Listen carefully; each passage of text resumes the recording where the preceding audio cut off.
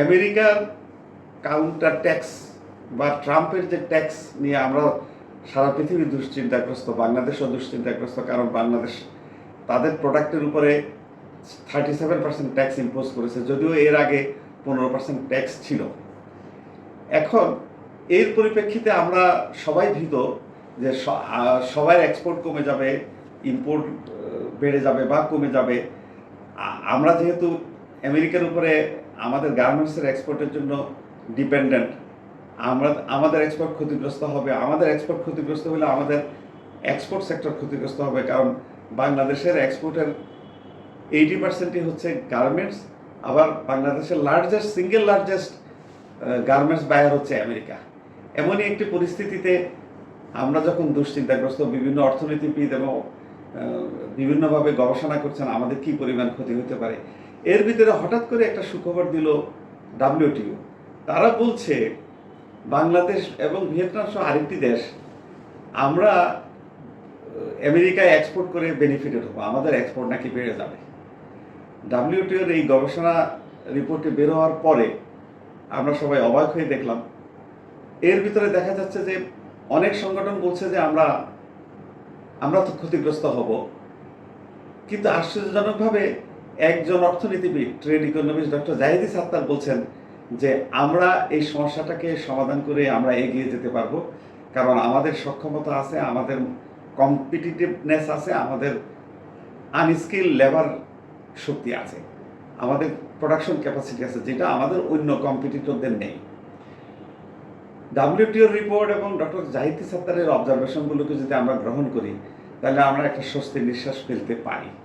কিন্তু এর ভিতরে আমরা দেখতে পাচ্ছি যে কিছু কিছু আমেরিকান বায়ার অর্ডার ক্যান্সেল করার হুমকি দিচ্ছে, এবং তারা বলছে এই 37%-এর একটা বিশেষ অংশ কাভার করার জন্য বাংলাদেশের গার্মেন্টস এক্সপোর্টারকে ডিসকাউন্ট দিতে হবে।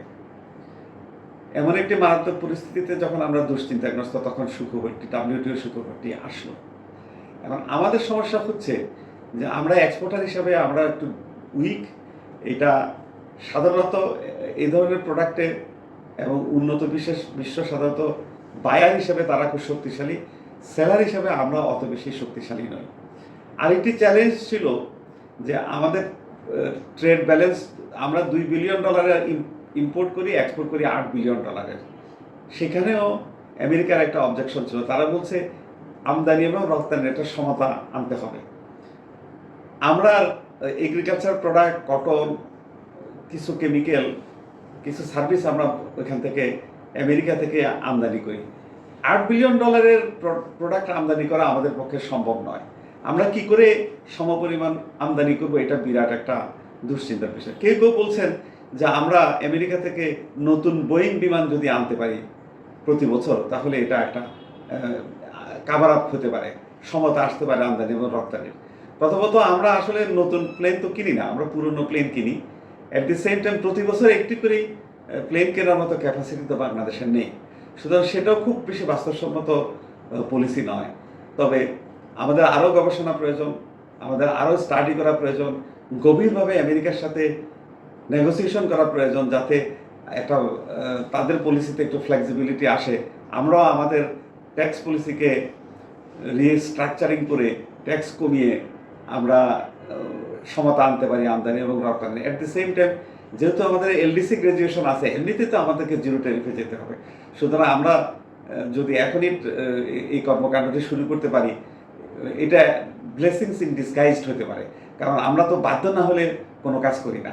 ট্যারিফ কমানো যখন এখন একটা বাধ্যবাধকতা আসছে, আমেরিকার একটা হুমকি এসছে, আমরা হয়তো এখন কমপ্লায়েন্ট হব এবং কমপ্লায়েন্ট হই এবং সাহসের সাথে এই সমস্যাটাকে ফেস করি, এটাই আমার কামনা।